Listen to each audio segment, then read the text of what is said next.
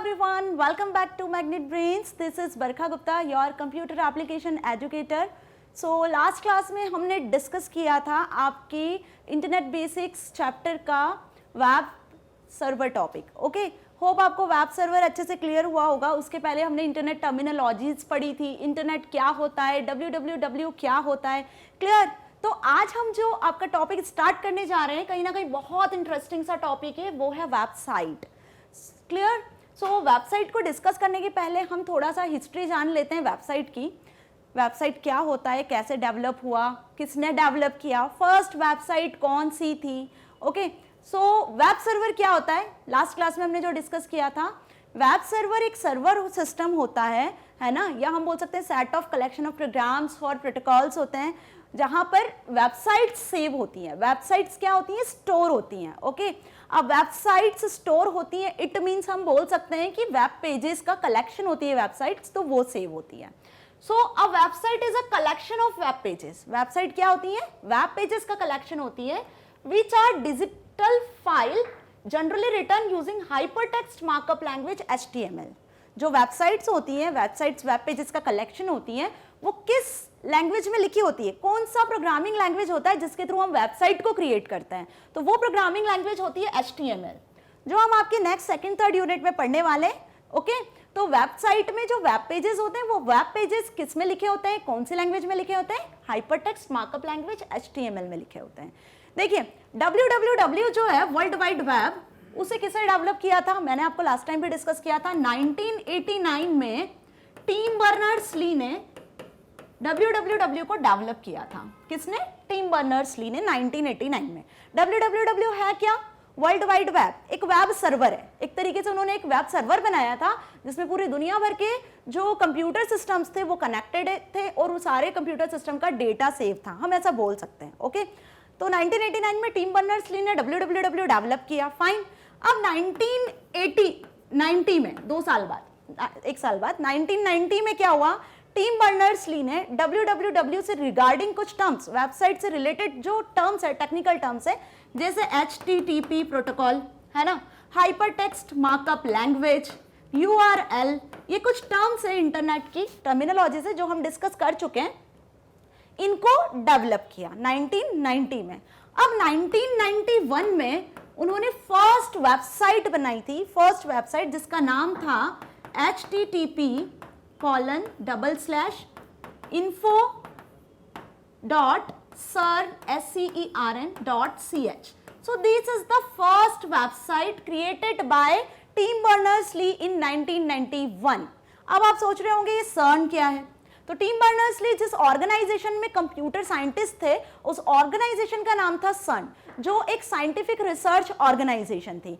तो उन्होंने इस वेबसाइट को डेवलप किया था जिसमें सारी वेब टेक्नोलॉजीज के बारे में डिटेल थी, उनका डिस्क्रिप्शन था, जो क्या करता था, फर्दर www को एक्सप्लोर कर रहा था. क्लियर? मतलब एक ऐसा वेब सर्वर था जिसमें उन्होंने ये वेबसाइट डिजाइन किया था, और ये वेबसाइट इन सारी टर्म्स को HTML, HTTP, URL, website, web pages, इन सब चीजों को डिस्क्राइब कर रही थी. क्लियर?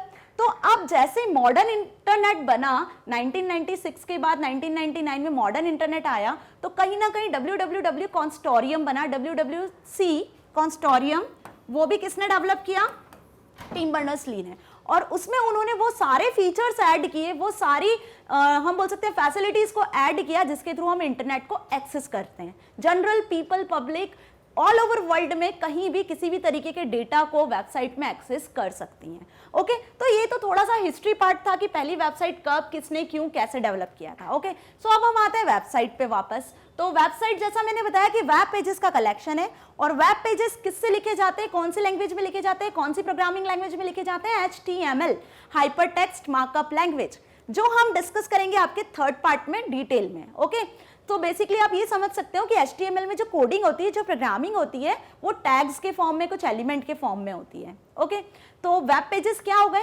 नॉर्मल पेजेस हो गए, जो आपकी बुक में, हम एक बुक से एग्जांपल लेते हैं, जो आपकी बुक होती है, बुक में सपोज आपकी कंप्यूटर एप्लीकेशन की बुक में 200 पेजेस हैं, ओके। अब हर पेज एक दूसरे के साथ में लिंक्ड है, ऐसा तो नहीं है ना कि एक पेज में हिंदी का लिखा है, एक में संस्कृत का लिखा हुआ है और किसी और पेज में IT का लिखा है, किसी में कंप्यूटर का लिखा है, ऐसा नहीं होता है। सारे पेज में रिलेटेड इंफॉर्मेशन होती है, एक के बाद एक इंटरलिंक्ड पेजेस होते हैं वो, और वो जिस बुक के अंदर आप पढ़ रहे हो, जिस सब्जेक्ट के अंदर आप पढ़ रहे हो, वो कहलाती है वेबसाइट। क्लियर? तो ये एक बेस्ट एग्जांपल था। सो इसी तरीके से वेबसाइट जब क्रिएट होती है तो वो वेबसाइट वेब पेजेस का कलेक्शन होती है, और वो सारे पेजेस आपस में लिंक्ड होते हैं, इंटरलिंक्ड होते हैं। Clear? For a website to be available to everyone in the world at all times, it must be stored on, hosted on computer that is connected to the internet. अब website को आप कहीं भी, किधर भी, phone पे, laptop पे, computer system में, जहां कहीं भी हो एक्सेस कर सकते हो, तो वो सभी के लिए अवेलेबल होती है, ओके। अब यहाँ पे फर्स्ट वही लिखा हुआ है। अब वो जहां स्टोर होती है वो सिस्टम क्या कहलाता है? Web server.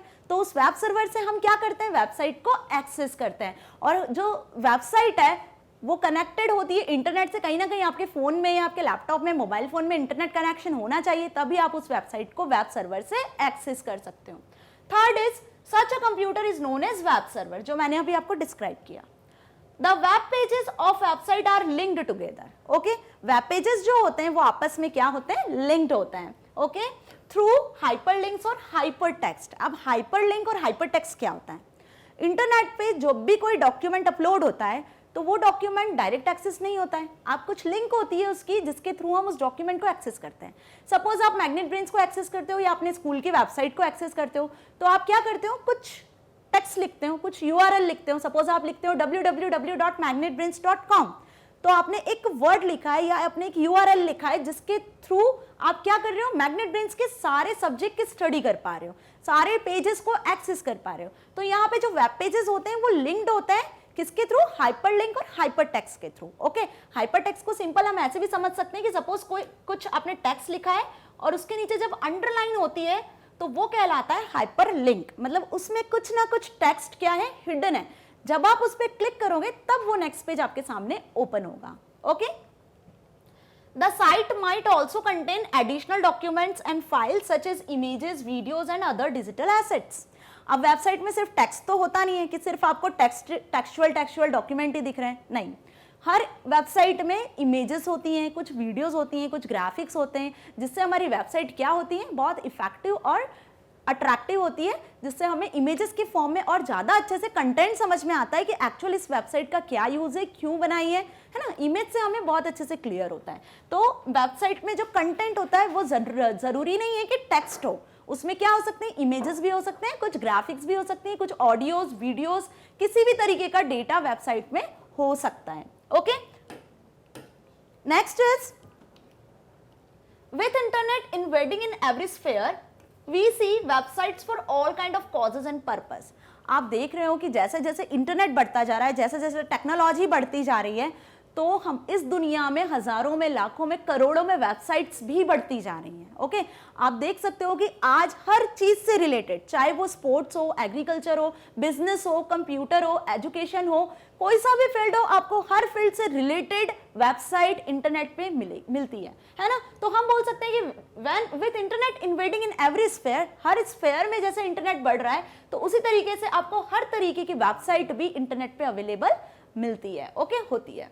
So we can also say that a website can also be thought of as digital environment capable of delivering information and solutions and promoting interaction between people, place and things to support the goals of organization it was created for। तो ये basic definition थी जो मैंने अभी read करी है। इसमें मैंने क्या रीड किया है कि वेबसाइट क्या है? एक डिजिटल इन्वायरमेंट है, ओके। आप अपनी बुक पढ़ रहे हो तो वो आपके पास में फिजिकल है ना, आप देख सकते हो, पढ़ सकते हो, बट वेबसाइट्स क्या है? डिजिटल है। डिजिटल इन द सेंस जिसको आप कंप्यूटर पे, लैपटॉप पे या फोन्स में एक्सेस कर सकते हो, ओके। जो क्या किसमें कैपेबल है? इंफॉर्मेशन को या सॉल्यूशंस को डिलीवर करने में। जो भी इंफॉर्मेशन आपको चाहिए, जिस भी रिगार्डिंग चाहिए, बिजनेस से रिलेटेड चाहिए, एजुकेशन से रिलेटेड चाहिए, हॉस्पिटल से रिलेटेड चाहिए या किसी भी फील्ड से रिगार्डिंग अगर आपको इंफॉर्मेशन चाहिए तो वो हम डिजिटली फॉर्म में हमारे कंप्यूटर, लैपटॉप से एक्सेस कर सकते हैं बाय यूजिंग वेबसाइट। अब जो वेबसाइट होती है वो किसके लिए बनती है, एक उनका पर्टिकुलर गोल होता है, ऑब्जेक्टिव होता है, एम होता है। बिना गोल बिना ऑब्जेक्टिव के हम किसी वेबसाइट को क्रिएट नहीं करते हैं। ओके, आपको यदि कुछ परचेज करना है तो आप ऑनलाइन किसी ऐप का यूज करते हो, ऑनलाइन किसी वेबसाइट का यूज करते हो, सपोज आप अमेजोन का यूज करते हो, फ्लिपकार्ट का यूज करते हो, तो उनका कोई गोल है ना कि वो आपको ऑनलाइन शॉपिंग प्रोवाइड कर रही है। क्लियर? तो कोई भी वेबसाइट बिना किसी गोल के बिना किसी ऑब्जेक्टिव के क्रिएट नहीं होती है। Okay, next is, as you know that website is a collection of related web pages hosted on web server। अब ये वेबसाइट में जो कलेक्शन ऑफ वेब पेजेस होते हैं वो कहाँ होस्ट होते हैं, वेब सर्वर पर। होस्ट होना यानी प्लेस होना। अभी हम आगे पढ़ेंगे होस्टिंग क्या होती है, होस्ट क्या होता है। Okay, simple. अब अभी इतना समझ लीजिए कि होस्टेड का मतलब प्लेस्ड होना, वेब सर्वर पर कहीं किसी जगह पर वेबसाइट्स प्लेस होती हैं। So there are some components essential for making website. अब वेबसाइट बनाने के लिए हमें किन किन कंपोनेंट्स की जरूरत होती है वो डिस्कस करने वाले हैं। So first discuss the components. आप सभी को अच्छे से क्लियर हुआ होगा कि वेबसाइट क्या होती हैं। ओके, सो वेबसाइट सिंपल वेब पेजेस का कलेक्शन होती है जो वेब सर्वर पर होस्ट होते हैं, वेब सर्वर पर प्लेस्ड होते हैं। अब वेबसाइट बनाने के लिए हमें किन किन कंपोनेंट्स की नीड होती है। पहला कंपोनेंट है वेब होस्ट। सिंपल, होस्ट का मतलब होता है कि वेब सर्वर एक सॉफ्टवेयर होता है जहां पे वेबसाइट सेव होती है, स्टोर होती है। तो अब वेबसाइट को स्टोर करने के लिए हमें किसकी जरूरत होती है, हमें वेब सर्वर पर कुछ प्लेस को परचेज करना पड़ता है, कुछ प्लेस को खरीदना पड़ता है वेबसाइट को प्लेस करने के लिए, ताकि जनरल पब्लिक उसको क्या कर सके, वेबसाइट को एक्सेस कर सके। तो इसके लिए हमें जब प्लेस खरीदनी पड़ती है वेब सर्वर पर, तो उस पूरी प्रोसेस को बोलते हैं वेब होस्ट या hosting. Okay, so hosting is where a website is physically located. समझ में आया? जहां पर वेबसाइट आपकी फिजिकली लोकेटेड होती है, जनरली वेब सर्वर पर ही होती है, तो उस प्रोसेस को बोलते हैं hosting. Group of linked web pages is called website, qualify to be called a website. Okay, only when hosted on a web server. तो ये वेबसाइट तभी बनती है जब ये वेब सर्वर पर होस्ट होती है, वेब सर्वर पर प्लेस्ड होती है। On a web server, somewhere are a set of files that are transmitted to user computers when they specify the address of the website। अब यूजर है, suppose आपको Google को access करना है, तो आप क्या लिखते हो अपने कंप्यूटर सिस्टम पर ब्राउजर पे जाके www.google.com। बिना ये लिखे कि आपको गूगल एक्सेस हो सकता है? नहीं। तो किसी भी वेबसाइट को एक्सेस करने के लिए हमें क्या करना पड़ता है, उसका एड्रेस, उसका यूआरएल, उस वेबसाइट का नाम ब्राउजर पे टाइप करना पड़ता है। क्लियर? तो यहाँ पे इस पॉइंट में यही लिखा हुआ है कि किसी भी वेबसाइट को एक्सेस करने के लिए वो वेबसाइट कहाँ होस्ट होना जरूरी है, वेब सर्वर पर प्लेस्ड होना जरूरी है। वेब सर्वर पर प्लेस्ड होना मतलब आप अपनी वेबसाइट के लिए कुछ स्पेस परचेज करते हो सर्वर पर, जिसको होस्ट करना या होस्टिंग बोलते हैं। Okay, next is address. अब सेकंड कंपोनेंट जो है वो है एड्रेस। एड्रेस क्या होता है? जैसे अभी मैंने बताया कि हमें जगह को परचेज करना पड़ता है, हमारी वेबसाइट को होस्ट करना पड़ता है वेब सर्वर पर। तो जिस जगह पे आप वेब सर्वर पर परचेज कर रहे हो, प्लेस कर रहे हो जिस जगह पर, उस जगह का नाम, उस वेबसाइट का नाम कहलाता है एड्रेस।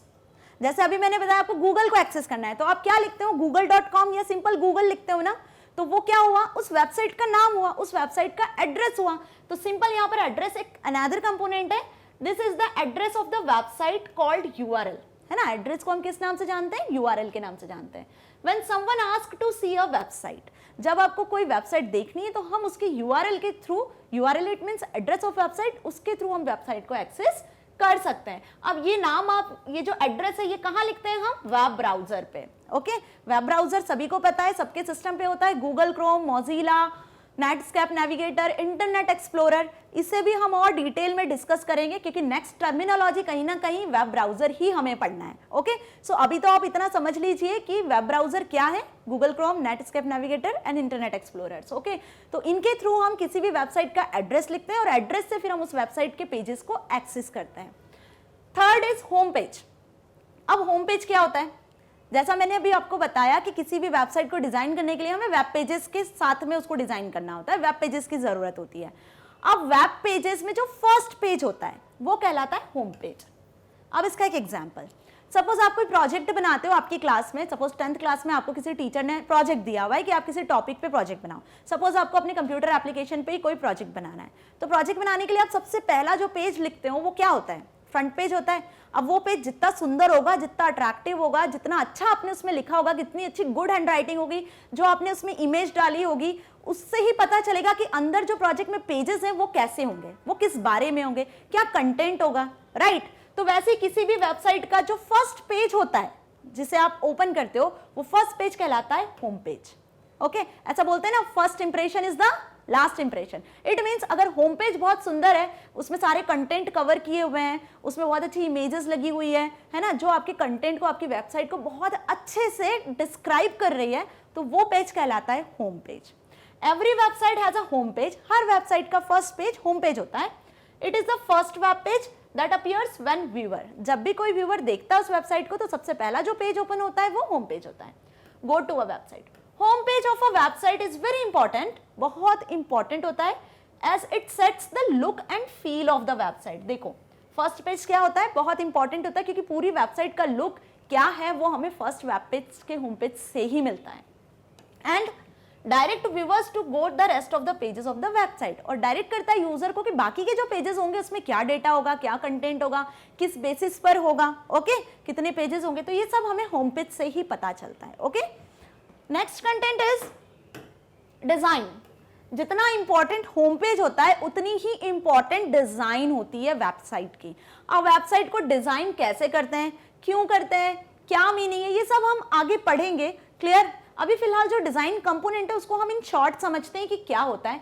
ओवरऑल जो लुक होता है आपकी वेबसाइट का, ओवरऑल लुक, वो डिपेंड करता है डिजाइन पर। ओके, सपोज जैसा मैंने अभी बताया कि आपको प्रोजेक्ट डिजाइन करना है, आप पूरे प्रोजेक्ट में सिर्फ टेक्सचुअल डेटा लिख दोगे बिना अंडरलाइन के, बिना कोई दूसरा कलर यूज किए, सिर्फ ब्लू पेन से या ब्लैक पेन से पूरा प्रोजेक्ट लिख दिया, तो क्या उसका डिजाइन अच्छा होगा? नहीं, है ना।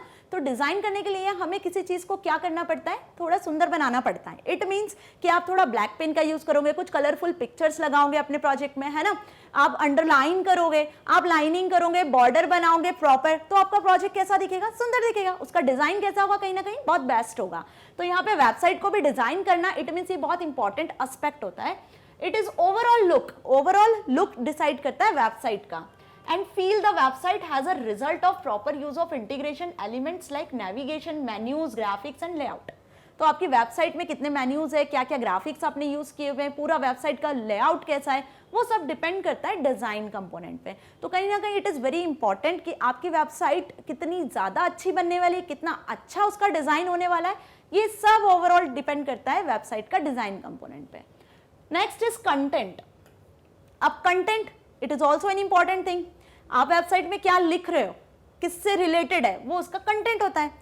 All the web pages content in website together makeup the content of the website. Website में जो आप लिख रहे हो, जिस होम पेज पे आपने सारी चीजें मेंशन की है, वही पूरा एज इट इज उसका कंटेंट होना चाहिए। कहीं भी कंटेंट इंटरलिंक्ड नहीं होना, मतलब अनलिंक्ड नहीं होना चाहिए। सब सारे कंटेंट, सारे पेजेस एक दूसरे से लिंक्ड होने चाहिए, तभी वेबसाइट क्या बनती है, इफेक्टिव बनती है। Okay, last component is navigation structure.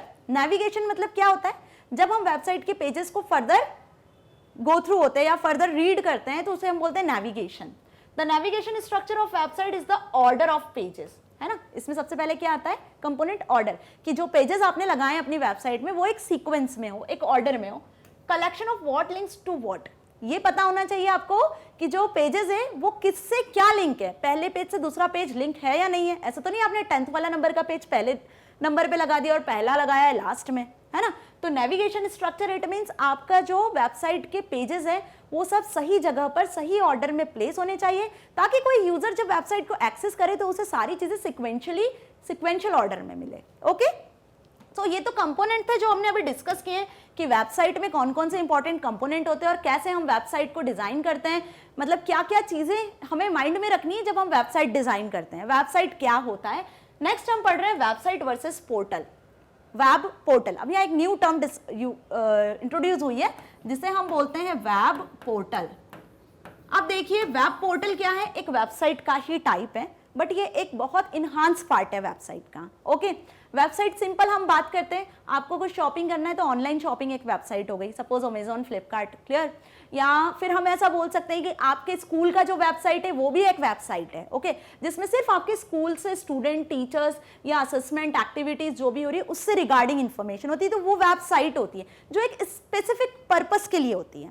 Now what is web portal? Web portal जो होता है ये होता है collection of websites, collection of websites जब आप अलग अलग वेबसाइट्स को ज्वाइन करते हो, अलग अलग पर्पस की वेबसाइट्स को ज्वाइन करते हो और उसके लिए जब आप एक कॉमन वेबसाइट बनाते हो तो वो कहलाता है web portal.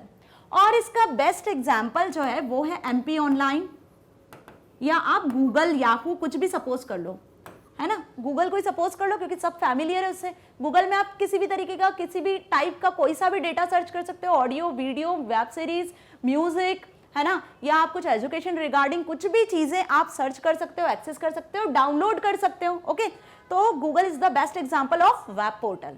Okay, MP online is also example. MP online में भी क्या होता है, अलग अलग फील्ड की वेबसाइट्स उसमें मर्ज है ना। सपोज स्पोर्ट्स की हो गई, आपको कोई ऑनलाइन एग्जाम देना है या आपको कोई हम बोल सकते हैं एक्टिविटी करना है, तो वो सब चीजें वहीं होती है। क्लियर, रिजर्वेशन करवाना है, तो सारी जो वेबसाइट्स का कलेक्शन कहलाता है वो कहलाता है वेब पोर्टल। होप आपको वेब पोर्टल क्लियर हुआ होगा। So as you already know, the website is a collection of related web pages, है ना? It is hosted on at least one web server accessible via the network through an internet address known as URL. ये सब website का ही है जो हमने अभी पढ़ चुके हैं कि URL के थ्रू हम वेबसाइट को एक्सेस करते हैं। अब पोर्टल क्या होता है? A portal or a web portal also has similar characteristics, but there is a key difference between website and portal which you must know. तो इसका डिफरेंस अब हम आगे देखते हैं कि क्या होते हैं डिफरेंस। बेसिक जो डिफरेंस था वो मैंने आपको क्लियर कर दिया है।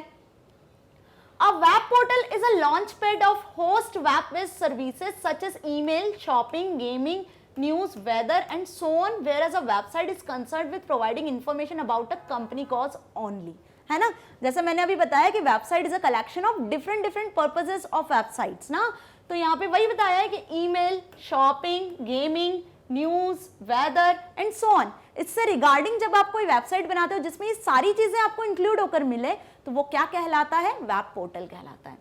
For a user a portal is a entry point of using this services. In services को एक्सेस करने के लिए पोर्टल क्या होता है, एक एंट्री सर्विस होता है या एक एंट्री वेबसाइट होता है। ओके, एंट्री पॉइंट होता है। A website on the other hand provides some specific type of information. अब वेबसाइट तो हमें एक स्पेसिफिक टाइप का इंफॉर्मेशन देती है, लेकिन वेब पोर्टल क्या करता है, हमें all type of information provide करता है, ऑल सर्विसेज प्रोवाइड करता है। ओके, सो अब हम इसका डिफरेंस देख लेते हैं। बेसिक जो डिफरेंस है जो आपको कॉलम वाइज एग्जाम में भी आ सकता है, what is the difference between website and web portal, तब आप क्या लिखोगे, तो आपको इस तरीके से डिफरेंस मेंशन करना आना चाहिए, लिखना आना चाहिए। तो वेब पोर्टल क्या है, collection of launch web pages of array of web services like email, search engine, weather, gaming and news etc. ये हम पढ़ चुके हैं। वेबसाइट क्या होता है, collection of web pages offering a specialized content pertaining to need and goal of the organization owning the website। तो website क्या है, एक स्पेशलाइज्ड पर्पस के लिए बनाते हैं, किसी ऑर्गेनाइजेशन का कोई गोल है। सपोज स्कूल का गोल क्या होता है, स्टूडेंट्स को, टीचर्स को जो भी फैसिलिटीज वो प्रोवाइड कर रहे हैं उनका वो गोल होता है कि वो स्टूडेंट तक पहुंचाना, है ना, स्कूल की सारी इंफॉर्मेशन स्टूडेंट, टीचर्स, पेरेंट्स तक पहुंचाना। तो ये एक उनका स्पेसिफिक गोल हुआ। वेब पोर्टल में क्या होता है, जैसे अभी मैंने एमपी ऑनलाइन का एग्जाम्पल बताया आपको, गेम्स, स्पोर्ट्स, रिजर्वेशन, है ना, वेदर से रिलेटेड कुछ चीजें चाहिए, तो वो सारी चीजें कहीं ना कहीं वेब पोर्टल में लिंकअप होती है। क्लियर, तो वेबसाइट क्या होता है, सिंपल हम समझे तो collection of web pages. Web portal क्या होता है, collection of websites. It is the best way to understand. It is normally an entry point और gateway for using the offered web services. जो वेब सर्विसेज है उनको use करने का एक बेस्ट एंट्री पॉइंट होता है। It is often the final destination of access and used to provide specific information. Specific information को access करने के लिए वेबसाइट्स होती हैं, generally linked to many other websites, है ना। जैसा मैंने बताया web portal is a collection of websites, तो ये अलग अलग वेबसाइट से लिंक्ड होती है generally. Okay, a website is a generally linked to on web pages. ये वेब पेजेस का कलेक्शन होता है तो वेब पेजेस से लिंक्ड होता है। Okay, next point is a complete environment for managing and integrating a large number of diverse applications। इसमें diverse applications मतलब large number of applications include होती है, integrate होती है पोर्टल में। तो एक ऐसा complete environment बोल सकते हैं हम कि वेब पोर्टल एक ऐसा environment होता है जिसमें large number of services को आप access कर सकते हो। Caters of the delivers one specific type of application and contents per goal of the website।